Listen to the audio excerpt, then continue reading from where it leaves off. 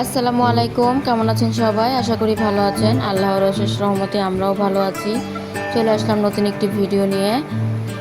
আশা করি পুরো ভিডিওর সাথেই থাকবেন। এই তো দুপুর থেকে ভিডিওটা শুরু করলাম। তো এখানে গুঁড়া মাছ বের করছি, খল্লা মাছ। তো এগুলো রান্না করব আর শুটকি ভুনা করব। তো এখানে অনেকগুলো পেঁয়াজ কেটে নিলাম আর রসুন ছিলে নিচ্ছি শুটকিতে দেওয়ার জন্য। শুটকিতে আস্তে আস্তে রসুন খেতে ভালোই লাগে। আর গুঁড়া মাছে একটু আলু দিব কুচি করে। এখানে তো অনেকগুলো রসুন, ছোট ছোট রসুন কোয়াগুলো ছিলে নিলাম। আর বড় মেয়ে ইফতারিতে একটু আলুর বোয়া খাবে, তো রাইস কুকারে অল্প করে এখন আলু কুচি করে নিয়ে আলু আর চালটা ধুয়ে নিলাম। এখন তো রাইস কুকারে বসাবো। আর এখানে আলুও সিদ্ধ করে নিয়েছে আলু ভর্তা বানানোর জন্য। ও বোয়ার ভর্তা খাবে। আর শুটকি ভর্তা বানানো আছে ফ্রিজে। তো এতে শুটকি রান্না করব, লইট্টা শুটকি। তো ওটা আমি হালকা গরম পানিতে হালকা একটু ভাপ দিয়ে নিচ্ছি ধোয়ার জন্য। ভাপ দিয়ে এরপর ভালোভাবে ধুয়ে নিব। তো ওই তো ভর্তা বানানোর জন্য এখানে পেঁয়াজ ভেজে নিচ্ছি আর আরেক চুলাতে অনেকগুলো শুকনো মরিচ ভেজে নিচ্ছি। আর এখানে বোয়াটাও মেখে বসাবো। তো পেঁয়াজ কুচি, রসুন কুচি আর তেজপাতা একটু তেল আর লবণ দিয়ে হাতে মাখিয়ে এখন বসিয়ে দিব।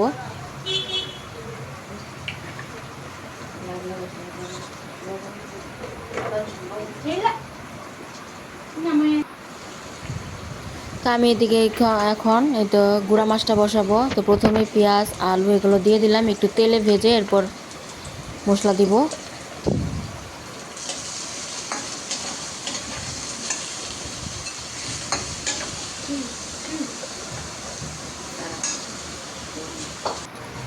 তো শুকনো মরিচগুলো উঠিয়ে রাখছি, ওখান থেকে কিছুটা নিয়ে ভর্তা বানাবো। তো এখনই তো শুটকিটা আমি একটু ছেঁচে নিলাম, মানে থেতো করে নিলাম। এখন শুটকি আর পেঁয়াজটা দিয়ে দিলাম। তো এখন তেলের ভিতরে পেঁয়াজ আর শুটকি একসাথে ভেজে নিব।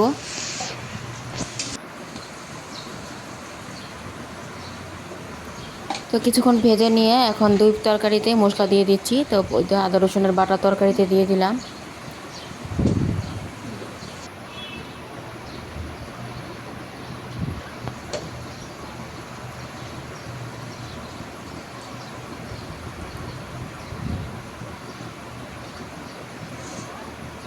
তো এই তো গুঁড়া মাছও মশলা দিচ্ছি আর শুটকিতেও মশলা দিয়ে দিচ্ছি।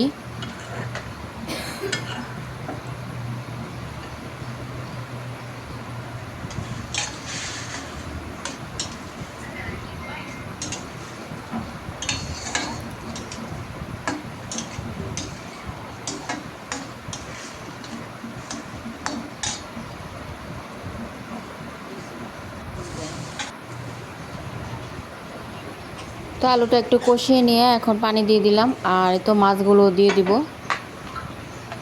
এই তো খল্লা মাছ, এই মাছগুলো খেতে কিন্তু খুবই স্বাদের হয়, মজার হয় মাছগুলো।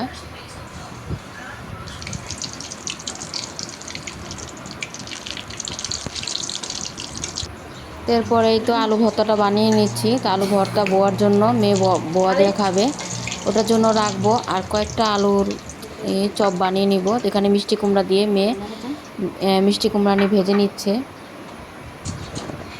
আর এই তো বোয়াদা খাওয়ার জন্য একটা ডিমও গুলিয়ে নিচ্ছে, ডিমটা ভাজবে।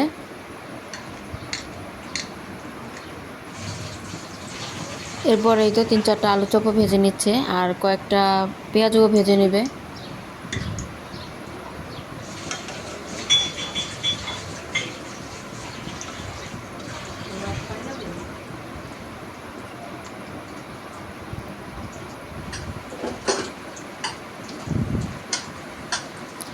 তো আমার ভর্তা বানানো শেষ। এখন এই তো ডালটাও আমি পেঁয়াজ, কাঁচামরিচ, ধনেপাতা আর অল্প অল্প করে সব মশলা দিয়ে মাখিয়ে নিচ্ছি।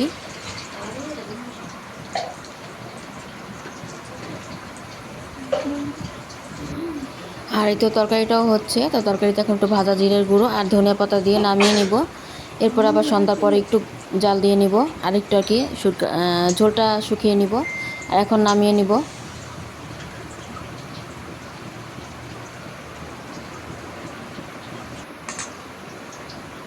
তো এখন শুটকিতে আমি অনেকগুলোতে যে রসুন ছিলে রাখছিলাম রসুনগুলো দিয়ে দিলাম। আর এদিকে মেয়ে এই তো আলুর চপ ভাজার পর এখন কয়েকটা পেঁয়াজও ভেজে নিচ্ছে।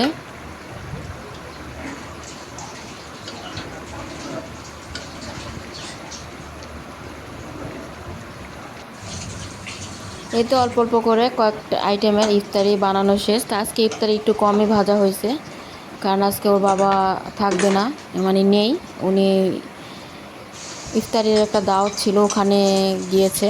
তো আমরাই মা মেয়ে 3জন মিলে ইফতার করব। তো আমার বড় মেয়ে তো বোয়া খাবে, অল্প করে রান্না করে নিচ্ছে, আর এখানে অল্প করে ইফতারিও বানিয়ে নিলাম। তো এখন এই তো একটু ভাজা পোড়া করা শেষ। এখন তো বুট বাগার দেওয়া ছিল, অল্প একটু নিয়ে নিলাম, গরম করে দিচ্ছি। আর এদিকে শুটকিটাও প্রায় হয়ে যাচ্ছে, তো শুটকিটা আরও শুকনো শুকনো হবে। তো ধনিয়া পাতা দিয়ে দিলাম, একটু ভাজা জিরের গুঁড়ো দিয়ে দিলাম। এরপরেই তো চারিদিকে আজান দিয়ে দিল। এখন এই তো ইফতার সাজিয়ে বসে গেলাম। তো বিসমিল্লাহ বলে এখন ইফতারটা করে নিব।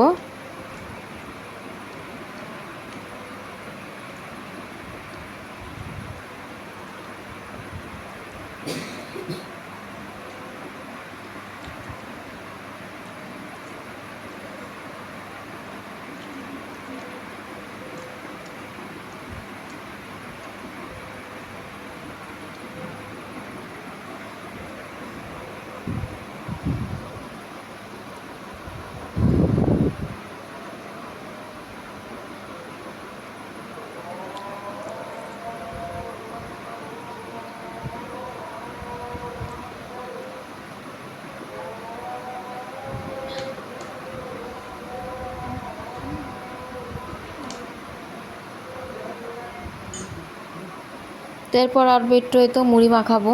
তো এই তো মুড়ি তো খাই না, তো অনেক দিন পরে আজকে একটু মুড়ি খাবো অল্প করে। তো আজকে ইফতারি খেতে খেতে বিদায়টাও নিয়ে নিচ্ছি। আজকের ভিডিওটি এই পর্যন্তই ছিল। সবাই ভালো থাকবেন, সুস্থ থাকবেন। আমার ভিডিওটা ভালো লাগলে লাইক কমেন্ট শেয়ার করবেন, সাবস্ক্রাইব করে আমাদের পাশেই থাকবেন। আল্লাহ হাফেজ, আসসালামু আলাইকুম।